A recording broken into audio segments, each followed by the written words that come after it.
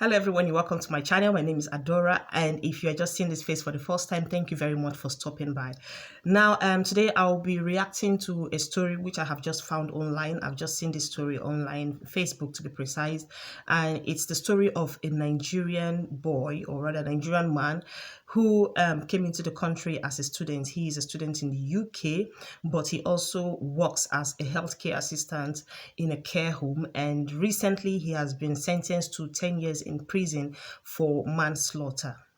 Now, cases like these, I would say it's not really rare. It's not an uncommon situation. These are things we hear from time to time, especially if you work in the healthcare sector, or if you have worked in the healthcare sector, you must have heard stories about people who ran against the law, or who found themselves in trouble in one way or the other due to the kind of the job or the environment where they found themselves. So I'll be explaining in details the story behind this guy's imprisonment.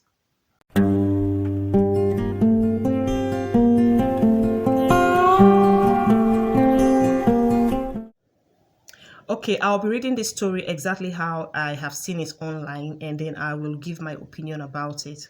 Okay, it says, I just got a sad news about a Nigerian student who has been sentenced to 10 years in prison for manslaughter. He worked in a care home. He got in a few months ago as a student and was employed into a certain care home.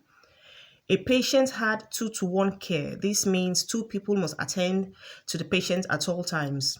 The other lady was busy, and instead of waiting, the student decided to take up the challenge and do it all by himself. Now, while attending to the patient fell down, and he quickly carried the patient up and back to the bed. He also kept mute and did not inform anyone of the incident. 24 hours later, he was not on shift. The patient died sadly. Further checks showed that he had bruises, and an investigation revealed the student was charged to court and sentenced to 10 years for manslaughter. It is very sad to know that someone spent all the money, traveled down here to end up in prison. Now, like I said earlier, cases like this are not very uncommon in this particular field, in the sense that we've heard stories about a lot of people who have, in one way or the other, found themselves in either in prison, or found maybe as nurses, or the higher medical staff found their pins taken away from them, found certifications cancelled, destroyed, and all that. So it's really not a rare occurrence. But for the benefit of those people who intend to come into the country as healthcare assistants, especially because that's the purpose of this particular story, you really need to be careful and to be sure of what you're going into. Before you get into any job, any career, it's always very good to know what it entails.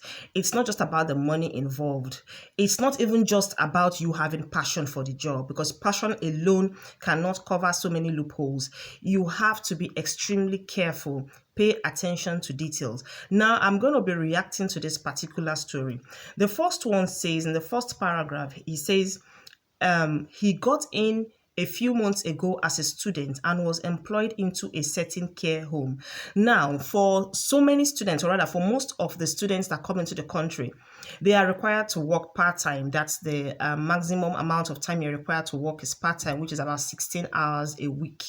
So while you are studying, you can work as well. Most common jobs they go for is the healthcare sector, as care assistants, because that's one of the most readily available jobs. It's really very easy to get a job as a healthcare assistant. So that's one of the jobs a lot of students go for. Also, it says that he was paired with someone to do a 2-to-1 care.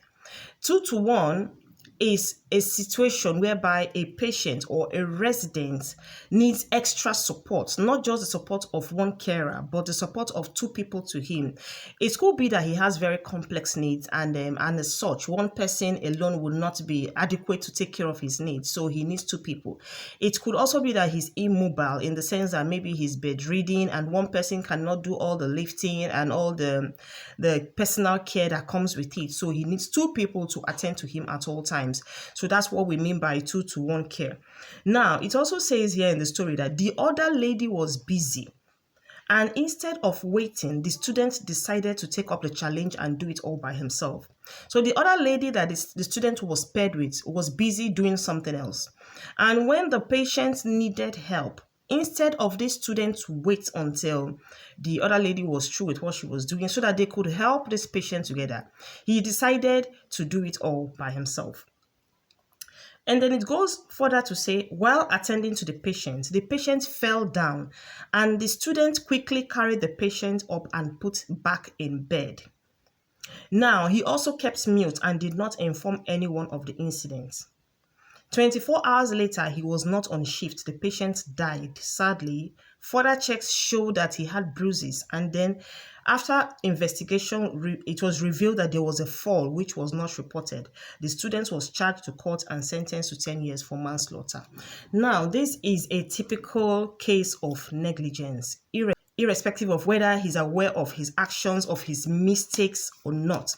Now, in the first place, like the story goes, 2 people were paired to take care of this residence. The lady was busy. The boy went ahead to do the job of 2 people.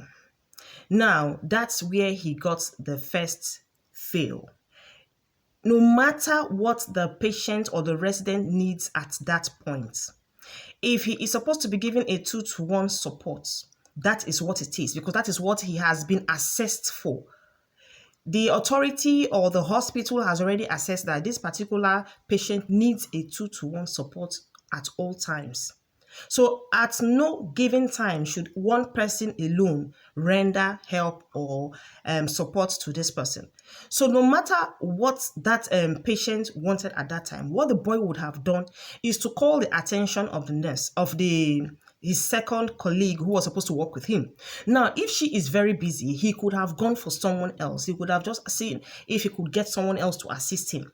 If at that point there was nothing at all, there was no other assistance coming from elsewhere, he could have just waited a little bit for his colleague to round up, to hurry up and round up with what she was doing, and then she would join him. There was no need for him to do this job alone. And I'm very sure he was aware that this patient needed this 2-to-1 care. So at no point in time should you take up the job of another person, especially when you are not supposed to be doing that. Because in the first place, I've made a video about some of the risks associated with this job, about you being careful. In the first place, if you take up someone else's role or position or duty in the course of you executing your task, you could be held responsible if anything happens to that person. Even if you were just filling the gap for your colleague. If anything happens at that point when you were filling that gap, as long as you were the one that was performing your duty to the supposed client or your patient or the resident, whatever happens at that time, you take responsibility of it. Nobody wants to know whether you were filling in for someone else or you were standing in for that colleague. As long as you were the one that was physically present, performing the task at that time. So what this boy would have done was to wait, at least pass the message on to his colleague, oh, Mr. This or Mrs. This needs help.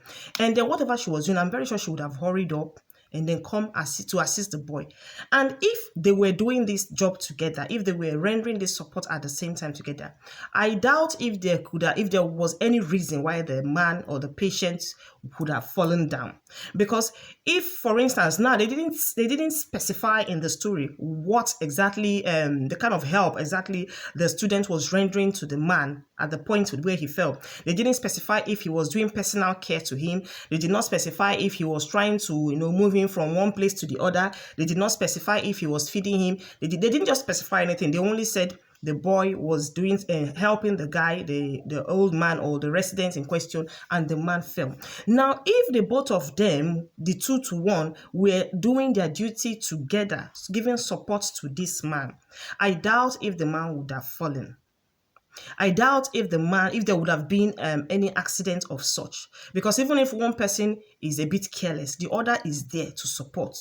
The other person is there to look out for you. because you're working together. Now, the second place where I find this boy, I would say the negligence aspect of it was really obvious, was he lifted this patient or this resident, he lifted the person back to bed, and he didn't say a word about it. He didn't report the incident, which is a no. No matter what happens, you are always allowed, or you're always required to document every single step you take in supporting a patient, in supporting someone, especially if it's the elderly. Because this particular story now happened in a care home, especially if it's the elderly. As long as you're giving support to them, 24 hours, everything you do to them, as long as you're on shift, should be documented. If they fall down, you write it. If they hit their head on the wall mistakenly, you write it. If they try to move from place to place, you document it. Every single aspect of their activity, as long as you are on a particular shift, should be documented. So for him not documenting this particular part, this fall the man had, is where his major downfall started. Because if he had documented it and pass the message over that, yes, okay, I was trying to carry out my duty to him and he fell down, but I put him back in bed. Now, the authority would have known that, okay, this man had a fall. They would have sent someone to check on him to see if he was okay, to see if he was all right, if he was in pain, if anywhere was bruised, if anywhere was broken. They would have checked on him. They would have giving him an emergency care at that point, knowing that this is someone that fell, and especially at that fragile state. So some sort of medical help would have been passed on to him. But I quite understand that this boy might have been scared, maybe out of fear. He thought maybe if he says what happens, if he reports it, he's going to be in trouble.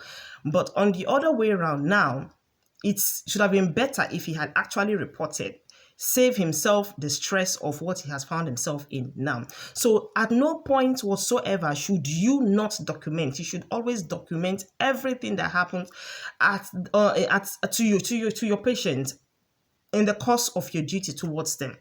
Now, after his shift, while he didn't document all this that happened, after his shift, okay, fine. Even if he didn't document it, there was no official writing anywhere.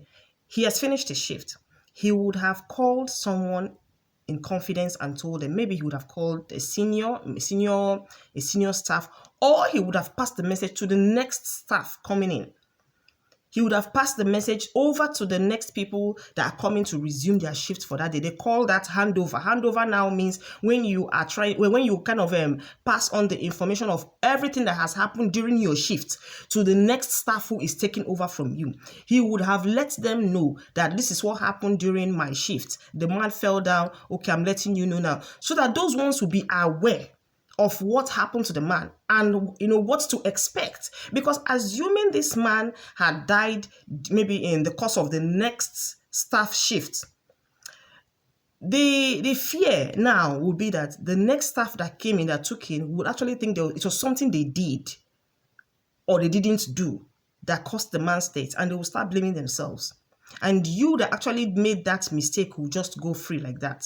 But being in a country where they take investigations very seriously, they investigated the case and they discovered that the man actually fell and he had bruises. That was why they were able to catch, they were able to hold this boy responsible after the investigation. Because if there was no investigation whatsoever, I'm very sure the people on duty when that man died would have been held responsible, even if the whole fall happened in their presence or not. As long as he died while they were on duty, the bulk of responsibility would have been passed to them.